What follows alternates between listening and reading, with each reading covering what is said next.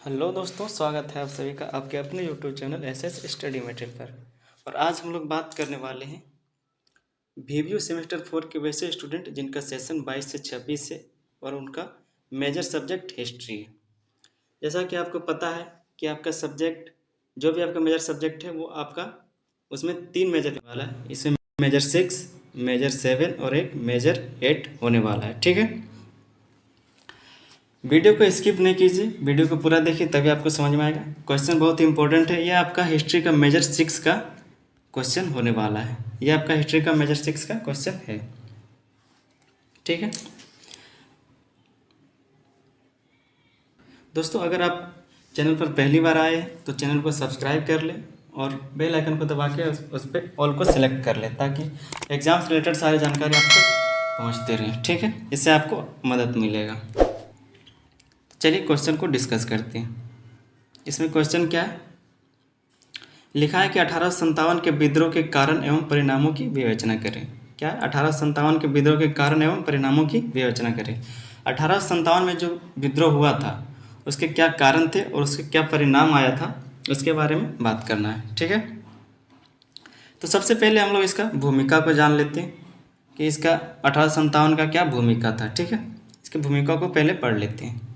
ये 1857 का भारतीय विद्रोह भारत में ब्रिटिश ईस्ट इंडिया कंपनी के शासन के खिलाफ एक व्यापक लेकिन असफल विद्रोह था, जिसने ब्रिटिश राज की ओर से एक संप्रभु शक्ति के रूप में कार्य किया।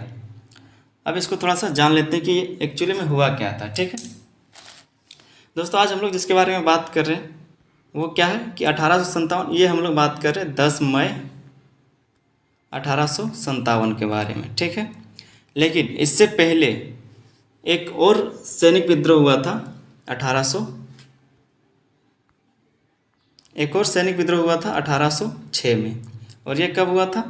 1806 में तमिलनाडु के वेल्लोर में। तमिलनाडु के वेल्लोर में एक और सैनिक विद्रोह हुआ था जिसको प्रथम सैन्य विद्रोह के नाम से जानते हैं। ठीक है, और आज हम लोग जिसके बारे में बात कर रहे हैं इसका शुरुआत कदम सिंह ने किया था 10 मई 1857 को। ठीक है, चलिए इसका कुछ पॉइंट दिया हुआ है इसमें, इसको पढ़ लेते हैं, उसके बाद और आगे डिस्कस करेंगे।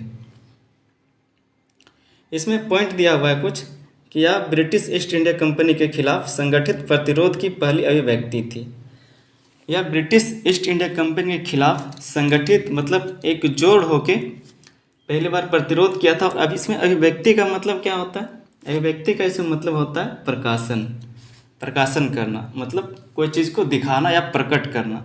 यह ब्रिटिश ईस्ट इंडिया कंपनी के खिलाफ संगठित प्रतिरोध की पहली अभिव्यक्ति थी। ठीक, इसमें दूसरा पॉइंट है, यह सेना के सिपाहियों के विद्रोह के रूप में शुरू हुआ लेकिन बाद में इसने जनता की भागीदारी भी हासिल कर ली। ये सबसे पहले इसका शुरुआत सेना के बीच में हुआ था, सेना लोग ने इसका शुरुआत किया था लेकिन बाद में पूरे देश की जनता इसके साथ मिल गई। ठीक है, इसी में तीसरा पॉइंट है, इस विद्रोह को कई नामों से जाना जाता है। जैसे ये 1857 का विद्रोह, इसको कई नाम से जानते हैं। इसमें कुछ दिया हुआ उदाहरण जैसे सिपाही विद्रोह, भारतीय विद्रोह, महान विद्रोह, 1857 का विद्रोह, भारतीय विद्रोह और स्वतंत्रता का पहला युद्ध। ये इसका कुछ नाम दिया हुआ है। चलिए इसके आगे और डिस्कस करते हैं। इसमें लिखा हुआ है विद्रोह का तत्कालिक कारण। 1857 का जो विद्रोह हुआ था उसमें जो तत्कालिक, उस समय जो तत्कालिक कारण क्या था उसके बारे में बात करेंगे। इसमें लिखा हुआ है कि 1857 के विद्रोह के तत्कालिक कारण सैनिक थे। 1857 का जो विद्रोह हुआ था उसका तत्कालिक कारण कौन था? सैनिक था। ठीक है, इस विद्रोह में एक अफवाह यह फैल गई कि नई इनफील्ड राइफलों के कारतूस में गाय और सुअर की चर्बी का प्रयोग किया जाता है और सिपाहियों को इन राइफलों को लोड करने से पहले कारतूस को मुंह से खोलना पड़ता था। लेकिन हिंदू और मुस्लिम दोनों धर्म के सिपाहियों ने उनका इस्तेमाल करने से इनकार कर दिया। हुआ क्या था दोस्तों कि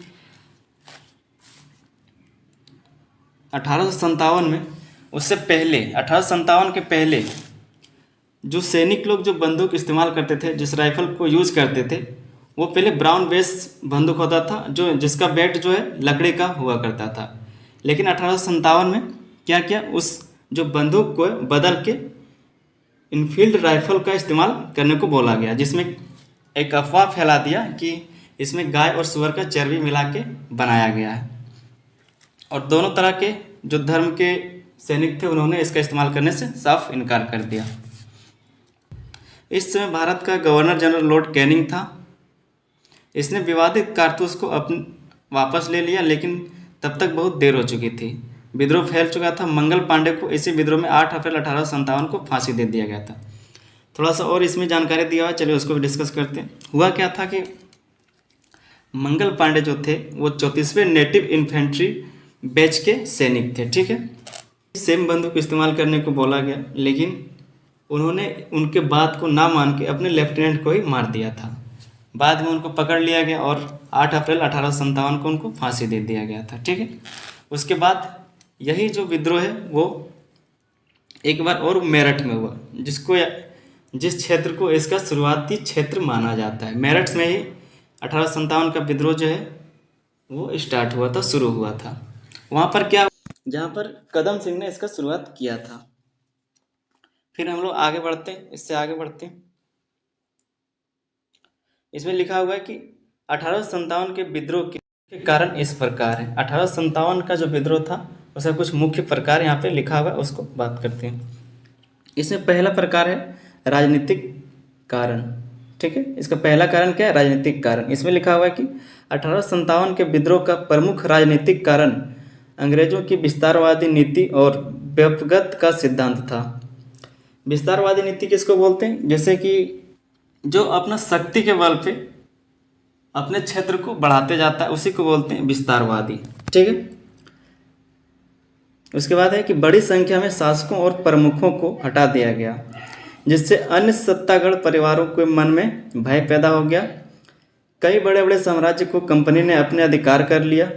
इससे हजारों लोगों का अधिकार छीन गया और सैनिक बेरोजगार हो गए। हुआ क्या कि विस्तारवादी जो नीति था उसके कारण कई जो सत्तागढ़ लोग थे, जिसके हाथ में सत्ता थी, उनका अधिकार तो गया ही गया, लेकिन जब उनका अधिकार चला गया, जो उनके पास सैनिक काम करते थे वो लोग भी बेरोजगार हो गए, जिनसे वो लोग डर गए, ठीक है। ये राजनीतिक कारण इनका पहला एक कारण था। फिर इसमें दूसरा कारण है सामाजिक और धार्मिक कारण। इसको डिस्कस करते हैं। इसमें लिखा है कि अंग्रेजों ने भारतीयों के साथ अमानुषिक व्यवहार करना प्रारंभ कर दिया। अंग्रेज जो थे वो अमानुषिक का मतलब होता है कि मनुष्य के विपरीत, मतलब जानवर की तरह व्यवहार करना शुरू कर दिया। फिर है कि भारत में पश्चिमी सभ्यता बहुत तेज़ी से फैल रहा था, जो चिंता का विषय था। भारत में वेस्टर्न जो पश्चिमी सभ्यता थी वह बहुत तेज़ी से फैल रहा था। फिर है कि भारतीयों को ईसाई धर्म में परिवर्तित होने को विवश किया जाने लगा और भारतीय धर्म को मानने वाले को अपमानित किया जाने लगा। भारतीयों को ईसाई धर्म को मानने को विवश करने लगा लोग, अंग्रेज लोग, और जो भारतीय धर्म को मानते थे उनको अपमानित करने जाने लगा, ठीक है। इसी में कि सती प्रथा तथा कन्या भ्रूण हत्या और विधवा पुनर्विवाह को वैध बनाने वाले कानून को खतरा माना गया और इसको जो है खतरे की तरह देखे इस कानून को, ठीक है। कि सती प्रथा और पुनर्विवाह, विधवा पुनर्विवाह या फिर कन्या भ्रूण हत्या को लॉर्ड विलियम बेंटिंग ने तीनों सती प्रथा और ठगी प्रथा और नरबली प्रथा तीनों को ही अंत कर दिया था, ठीक है। लेकिन उस समय 1857 में भारतीय लोग जो थे वो इन प्रथाओं के अंत को खतरा समझते थे और ये भी एक कारण बन गया, ठीक है।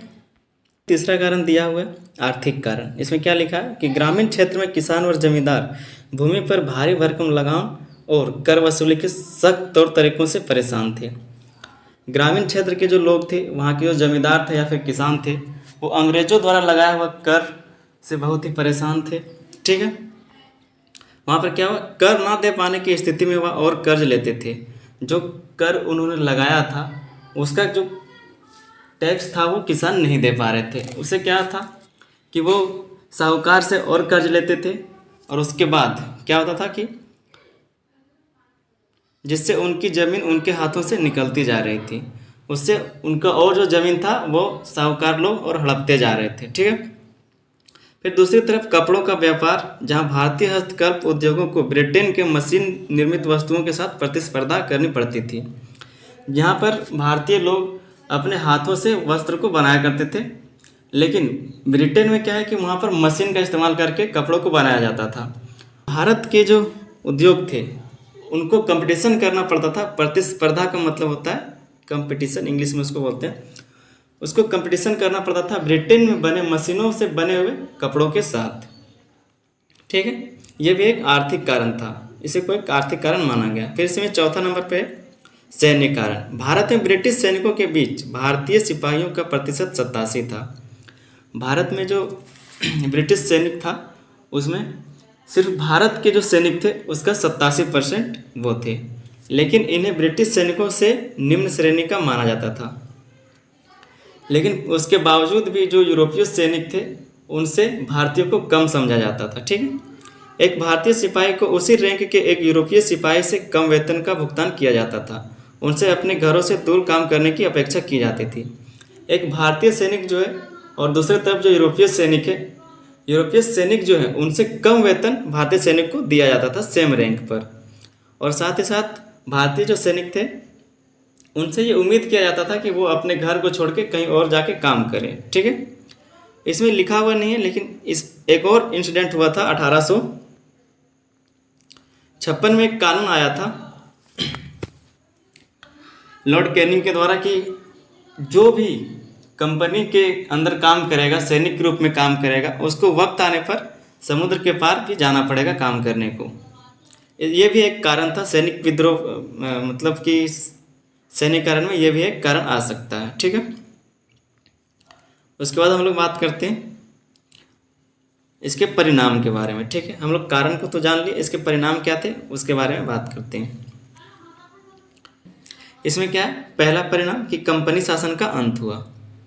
कंपनी का जो शासन था उसका अंत हुआ। यह विद्रोह भारत के ईस्ट इंडिया कंपनी के शासन के अंत का कारण बना। यही जो विद्रोह 1857 में हुआ यही चलता रहा, कभी बंद हुआ फिर चला, फिर बंद हुआ फिर चला, और लास्ट में ये आज़ादी का रूप ले लिया। ठीक है, इसमें दूसरा नंबर पर है धार्मिक सहिष्णुता। अंग्रेजों ने यह वादा किया कि वे भारत के लोगों के धर्म एवं सामाजिक रीति रिवाजों और परंपराओं का सम्मान करेंगे। अंग्रेजों ने इसी विद्रोह के समय एक वादा किया कि जो भी भारत के लोग हैं, जो भी उनका धर्म है, सामाजिक रीति रिवाज है, परंपरा है, उसको ठेस ना पहुंचा के उनका सम्मान करेंगे। ठीक है, इसी में तीसरा नंबर पे प्रशासनिक परिवर्तन। इसमें क्या है कि भारत के गवर्नर जनरल के पद को वायसराय के पद से स्थानांतरित किया गया। पहले भारत में गवर्नर जनरल का पद हुआ करता था, लेकिन बाद में इसको बदल के बंगाल का पद में स्थानांतरित कर दिया गया था। ठीक है, भारतीय शासकों के अधिकारों को मान्यता दी गई थी। व्यापगत के सिद्धांत को समाप्त कर दिया गया था। अपने रियासतों को दत्तक पुत्रों को सौंपने की छूट दे दी गई थी। पहले क्या कर दिया था, पहले क्या किया गया था ना कि जो राजा होते थे उनको अपने पुत्र को भी राजा बनने का अधिकार नहीं दिया था। अंग्रेजों ने बोला कि अपने पुत्र को भी राजा नहीं बना सकते, लेकिन 1857 के विद्रोह के बाद ये समझौता हुआ कि आप अपने रियासत में अपने पुत्र को राजा बना सकते हैं। ठीक है, इसी में चौथा पॉइंट है ब्रिटिश राज का प्रत्यक्ष शासन।